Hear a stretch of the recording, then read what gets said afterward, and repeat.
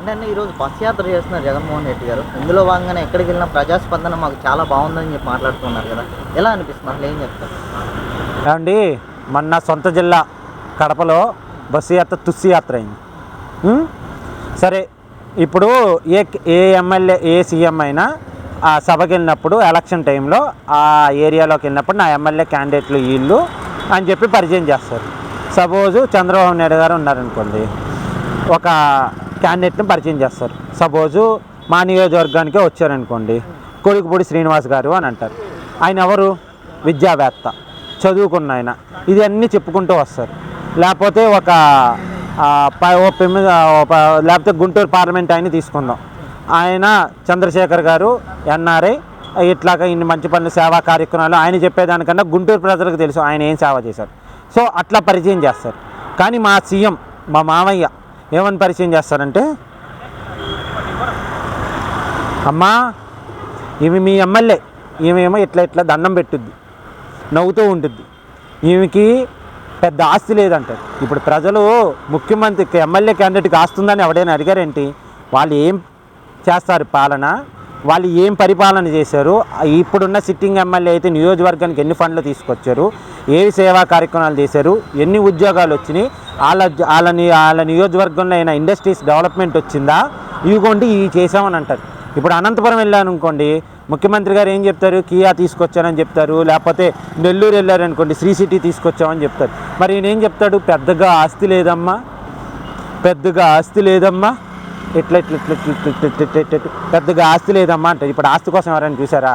So మీరు ఇప్పుడు ఎవరైనా సరే మేము ఇది చేసాము, మేము ఇట్లా ఫైట్ చేసాము, లేకపోతే మేము ఇది అరకడతాము, లేకపోతే ఇది చేస్తాము అని చెప్తారు. అవునండి, నిజంగా ఆస్తి లేదే వాళ్ళకి. జగన్మోహన్ రెడ్డి గారు చెప్పిందంటే తప్పులేదు. ఎందుకు తప్పలేదంటే ఆయనకేమో 1,00,000 కోట్లు ఆస్తుందని చెప్పి ప్రజలందరూ అనుకుంటున్నారు. వీళ్ళకేమో ఒక 300 కోట్లు 400 కోట్లు 500 కోట్లు ఆస్తుంది బుద్ధి అనుకుందాం, ఎగ్జాంపుల్ అనుకుందాం. మరి ఆయనతో పోల్చుకుంటే పేదోళ్ళే కదా. ఆయనేమో పెద్ద 2004కు ముందేమో అసలు ఏమీ లేదన్నారు, 2009కి వచ్చేటప్పటికి ఇన్ని వేల కోట్ల ఆస్తులు ఉన్నాయని అఫిడవిట్లో ఇచ్చారు, హైయెస్ట్ ట్యాక్స్ పేయర్ అన్నారు పార్లమెంటైన్గా, ఇవన్నీ చెప్పుకుంటూ వచ్చారు. ఇవన్నీ మనం ఎట్లా సంపాదించారో అడగకూడదు, తప్పు. అది ఒకళ్ళే చేస్తారు, మనం చెయ్యం, అది మనం అడగకూడదు. సో మా మావయ్యకి ఏదో రోజు బుద్ధి పుట్టి నేను ఇట్లా సంపాదించానని ఆయన జీవిత చరిత్ర రాసుకుంటారు. ఇప్పుడు పెద్ద పెద్ద లీడర్లకి, ఇప్పుడు చంద్రబాబు నాయుడు గారికి జీవిత చరిత్ర రాశారు, ఆయన గురించి చరిత్ర రాశారు, నందమూరి తారక రామారావు గారి గురించి రాశారు, దాని తర్వాత కేసీఆర్ గారి గురించి రాశారు, లేకపోతే ఇంకా వేరే లీడర్ల గురించి రాశారు. ఈయన గురించి కూడా ఒక బయోగ్రఫీ రాస్తారు ఎవరో ఒకళ్ళు. ఎవరో ఎందుకు, నాకు బస్తా పెన్ను దస్తర్ పుస్తక కాగితాలు ఇస్తే నేను రాస్తా. ఆ రాసినప్పుడు ఆయన చెప్తారు కదా ఆయన ఎట్లా ఆస్తి సంపాదించారు అనేది. అప్పుడు మనం తెలుసుకుందాం, అప్పుడు మనం కూడా చేద్దాం. రెండోది, ఇప్పుడు మన పాపం లీడర్లని అరెస్ట్ చేస్తుంటే వాళ్ళ చుట్టాలు జగన్మోహన్ రెడ్డి గారికి ఫోన్ చేసి, మీరు ఇన్ని సంవత్సరాలు ఎలా తట్టుకున్నారండి ఆ ప్రెజర్ని, మీ చుట్టాలు అందరూ అని చెప్పి ఆ టిప్స్ అడుగుతున్నారంట. మా చుట్టాలను అరెస్ట్ చేశారు అవినీతి చేస్తే, మేము చాలా టెన్షన్లో ఉన్నాము, మీ చుట్టాల నెంబర్ ఇస్తే వాళ్ళు టిప్స్ తీసుకుంటాం వాళ్ళ దగ్గర అని అడుగుతున్నారంట. అట్లాగా జరుగుతుంది. సో వీళ్ళ గురించి ఏదో నిన్న చెప్పులు ఇసిరారు అని అంటున్నారు. పాపం తెలుగుదేశం వాళ్ళకి సంబంధం లేదండి, వాలంటీర్ ఇసిరాడంట. నా జీవితం నాశనం చేసావు నువ్వు అని కడుపు మంటతో వాలంటీర్ ఇసిరాడంట. వాళ్ళ వాలంటీరే. ఎందుకంటే చంద్రబాబు నాయుడు గారు ఏమన్నారు, మీకు 30,000 40,000 వచ్చేటట్టుగా మీకు మేము తీర్చిదిద్దుతాము, సంవత్సరానికి కాదండి నెలకి.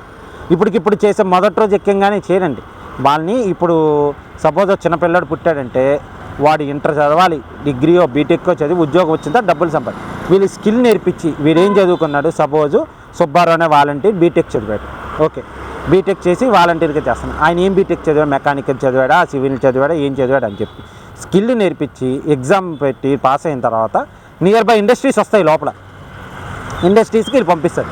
లేకపోతే ఇండస్ట్రీ అని వస్తుంటే వాళ్ళే టెక్నికల్ పెట్టుకుని మాకు వీళ్ళు కావాలని చెప్పి వీళ్ళకి ట్రైనింగ్ ఇచ్చి ఎగ్జామ్ పెట్టి పాస్ చేసుకుని వీళ్ళు తీసుకెళ్ళి, అట్లాగా వాలంటీర్ని అందరినీ ఎవరైతే దాంట్లోకి పనికొచ్చే వాళ్ళు ఉన్నారో అందరికీ నేర్పించి ఉద్యోగాలు ఇప్పిస్తారు. వాళ్ళ కాళ్ళ మీద వాళ్ళు బతికేటట్టుగా పెడతారు చంద్రబాబు. అంతే తప్ప ఈ 5,000కి 6,000కి కక్కుతు పడద్దు ఎవరు కూడా. ఓ 10,000 రూపాయలు మీకు సంవత్సరానికి ఇచ్చాడంటే ఎంత అండి? రోజుకి ఇచ్చినట్టు 28 రూపాయలు 29 రూపాయలు లెక్క ఇచ్చినట్టు. లేకపోతే నీకు 15,000 ఇచ్చాడనుకోండి, ఎంత ఇచ్చినట్టు అండి?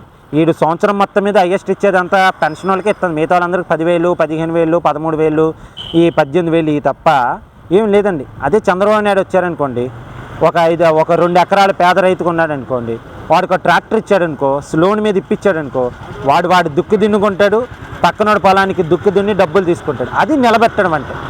ఆ అబ్బాయికి ఏంటప్పుడు ఎరువులు కొనుక్కోవడానికో లేకపోతే దేనికో కూలీలు పెట్టుకోవడానికో డబ్బులు అప్పు చేయకుండా సరిపోతుంది. అది చెరుకు వేసుకున్నారనుకో చుట్టుపక్కల, ఆ చెరుకు తోలుకెళ్ళి ఆ ట్రాక్టర్ ద్వారా మిల్లుగాడు పెట్టుకుంటే అదనపు డబ్బులు వస్తాయి. అట్లాగా వాళ్ళ కాళ్ళ మీద అతను నిలబెట్టడం.